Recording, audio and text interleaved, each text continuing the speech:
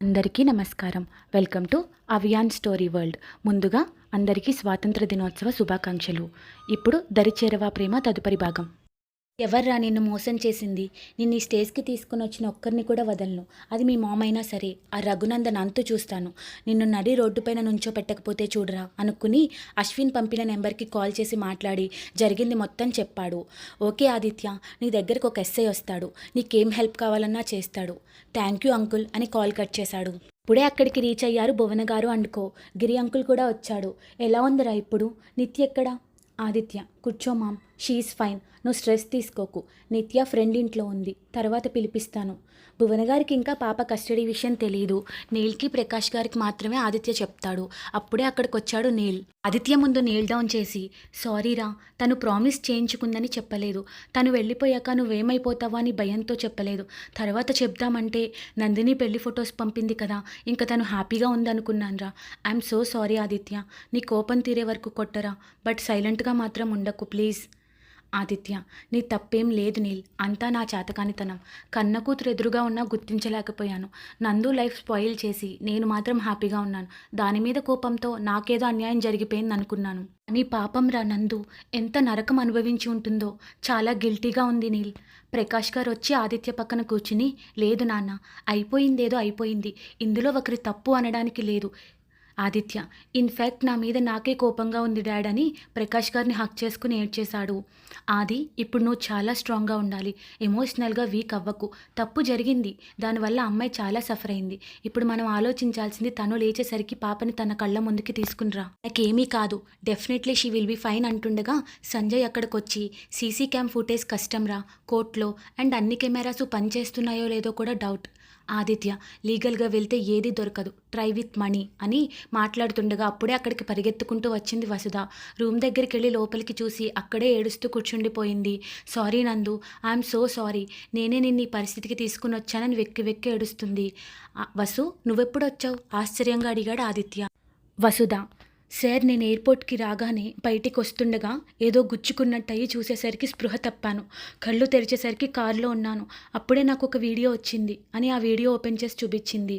వసు బాబును ఒక రూమ్లో చైర్కు కట్టేసి బెల్ట్తో కొడుతుంటే ఆ బాబు ఏడుస్తున్నాడు. అంతే, వీడియో ఆగిపోయింది. ఏంటి వసు ఇది? నా బాబు ఆదిత్య సార్. వాడు మనిషి రూపంలో ఉన్న రాక్షసుడు. నీల్, ఇప్పుడు బాబు ఎలా ఉన్నాడు? హాస్పిటల్లో ఉన్నాడు. భయంతో నొప్పికి స్పృహ కోల్పోయాడు.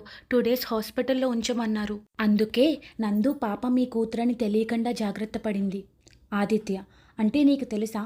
అసలు ఏం జరిగింది వసు? ఏంటి ఇదంతా? సీతమ్మ, బాబు మీరేనా ఢిల్లీలో మా నందిని అమ్మ ప్రేమించిన అబ్బాయి?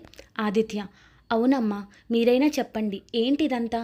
నందినిని చంపాల్సిన అవసరం ఎవరికుంది? సుధా, సార్, అంకుల్కి హెల్త్ బాగాలేదని అబద్ధం చెప్పి నందు నా ఆంటీ ఊరికి రప్పించారు. కానీ నందిన వచ్చిన విషయం ఎవ్వరికీ తెలియకుండా జాగ్రత్త పడ్డారు. ఒక ఇంట్లో పెట్టి లాక్ చేశారు. అమ్మా, నాన్నెక్కడా? సరస్వతి గారు, నీ ఫోన్ ఎక్కడా? నందిని ఫోన్ ఇవ్వగానే దాన్ని నేలకేసి కొట్టారు ఆవిడ. నందిని, అమ్మ ఏం చేస్తున్నావు? దేనికి వెళ్ళావే నువ్వు? చదువుకోవడానికా లేకపోతే వాడి వెనకాల తిరగడానికా? నందిని, ఏమంటున్నావు అనగానే ఆవిడ రూమ్లో నుండి కొన్ని ఫొటోస్ తెచ్చి నందిని ముందు విసిరేశారు సరస్వతి గారు. అవి చూసిన నందు షాక్ అయ్యింది. అవి నందు ఆదిత్యని హక్ చేసుకున్న ఫోటో. అవి చూడగానే భయం స్టార్ట్ అయ్యింది నందినికి. కారణం, సరస్వతి గారి గురించి తనకి బాగా తెలుసు. ఆల్రెడీ తన అక్క ప్రేమించిన అబ్బాయికి భవిష్యత్తు లేకుండా చేసింది ఆవిడ. ఆ విషయం తనకి బాగా తెలుసు. నందిని, అమ్మ, తనంటే నాకు చాలా ఇష్టం. ప్లీజ్ అమ్మ, కొంచెం టైం ఇవ్వు. తన MBA అయిపోగానే వాళ్ళ పేరెంట్స్ వచ్చి మాట్లాడతారని చెప్పాడు. కుదరదు, నేను మా వదినికి మాట ఇచ్చాను, నేను గౌతమ్కిచ్చి పెళ్లి చేస్తా అని. 1 monthలో మీ పెళ్ళి. నందిని, ఇష్టం లేకుండా ఎలా చేసుకోవాలి? నేను చేసుకోను. నా సీనియర్ని తప్ప ఎవరిని చేసుకోను. నువ్వేమైనా చేసావంటే చచ్చిపోతాను. నీకు నచ్చింది చేసుకో, కానీ నువ్వు ఇక్కడ ఏం చేసినా ఇంపాక్ట్ మొత్తం వాడిపైన ఉంటుంది. తెలుసుగా, మీ అక్కని ప్రేమించినందుకు అచ్యుత లైఫ్ నేను చేశాను. అంతేకాదు, వసుధ నీ బెస్ట్ ఫ్రెండ్, తనని కూడా వదలను. నాకు నా పరువే ముఖ్యం. బీ కేర్ఫుల్ అని చెప్పి సీతమ్మని తనకి తోడుగా పెట్టి హౌస్ అరెస్ట్ చేసి వెళ్తుంది. ఆదిత్యని కాంటాక్ట్ చేయడానికి కూడా తనకి దారి దొరకదు. పెళ్ళికి ఒప్పుకున్నట్టే ఒప్పుకుని బయటికి తీసుకుని వెళ్ళినప్పుడు ఆదిత్య దగ్గరికి వెళ్ళిపోవాలి అనుకుంది. ఇంతలో చక్రవర్తి గారు ఆరోగ్యం పాడవడంతో నందిని పెళ్లి కొన్ని రోజులు పోస్ట్పోన్ చేశారు సరస్వతి గారు. ఏడుస్తూ కూర్చుంది నందిని. సీతమ్మ, ఏడవకమ్మ. నందు, నాన్నకి బాలేదని తెలిసిన ఒక్కసారి కూడా కలవనివ్వలేదు. చాలా బాధగా ఉందమ్మా. నేనేం తప్పు చేశాను? మనసుకు నచ్చిన వ్యక్తిని ప్రేమించాను. నేను ప్రాణంగా ప్రేమించిన ఇద్దరు వ్యక్తులు నాకు దూరం అయిపోతారేమో అని భయంగా ఉందమ్మా అని ఏడుస్తూ కళ్ళు తిరిగి పడిపోతుంది. పడిపోయిన తనని డాక్టర్ చెక్ చేసి ప్రెగ్నెంట్ అని చెప్పడంతో షాక్ అవుతారు సరస్వతి గారు. కళ్ళు తెరవగానే నందినిని ఫుల్ కొడతారావిడ. అసలు ఎందుకే ఇలాంటి పరువు తక్కువ పనులు చేస్తున్నావు అరిచి కోపంగా తనను వదిలేసి అక్కడి నుండి వెళ్ళిపోతారు. చిన్నమ్మ లే అని నందినిని లేపి కూర్చోపెట్టి మంచినీళ్ళు ఇచ్చి తనే అన్నం దగ్గరుండి తినిపిస్తుంది సీతమ్మ. సీతమ్మ, తప్పు కదమ్మా పెళ్ళికి ముందు ఇలా చేయడం, అందుకే అమ్మకి కోపం వచ్చింది అని అన్నం మొత్తం తినిపించింది. సాయంత్రానికి సరస్వతి గారు ఇంటికి వచ్చారు. మధు నీతో మాట్లాడాలి. నేను కూడా నీతో మాట్లాడాలమ్మా. సరస్వతి చెప్పు. అది హాస్పిటల్కి వెళ్ళి చెక్ చేయించుకోవాలి. ఒక నిమిషం ఆలోచించి సరే ఈవినింగ్ వెళ్దామని తనని తీసుకుని హైదరాబాద్ వెళ్తారు. నందినికి డౌట్ స్టార్ట్ అయ్యింది. అడగగానే ఒప్పుకుంది ఏంటి అని. ఒక చిన్న క్లినిక్కి తీసుకుని వెళ్ళారు. అప్పుడే అక్కడికి వచ్చింది డాక్టర్ వరలక్ష్మి. చెకప్ అని చెప్పి అబార్షన్ చేయించడానికి తీసుకుని వచ్చారు సరస్వతి గారు. లోపలికి తీసుకెళ్లిన డాక్టర్ నెమ్మదిగా సెలైన్ పెట్టి ఆ సెలైన్కి ఇంజెక్షన్ ఇవ్వాలనుకుంది. నందిని, ఏం ఇంజెక్షన్ అది? బేబీ గ్రోత్ కోసం ఇచ్చే ఇంజెక్షన్ అని ఇవ్వబోతున్న డాక్టర్కి ఫోన్ రావడంతో అది పట్టుకుని బయటికి వెళ్ళింది. కాసేపు కళ్ళు మూసుకొని ఆలోచిస్తుంది. ఆదిత్యతో మాట్లాడాలి, ఇక్కడ ఎవరి ఫోన్ అయినా తీసుకుంటే అని ఆలోచిస్తుండగా అప్పుడే లోపలికి వచ్చిన ఇద్దరు సిస్టర్స్లో ఒకరు, ఆమె తెలుసా ఆ అమ్మాయికి అబార్షన్ చేయించడానికి తీసుకుని వచ్చారు. పెళ్ళి కాకుండానే కడుపు తెచ్చుకుందని. ఇప్పుడు ఒక్క ఇంజెక్షన్తో అబార్షన్ అయిపోతుంది.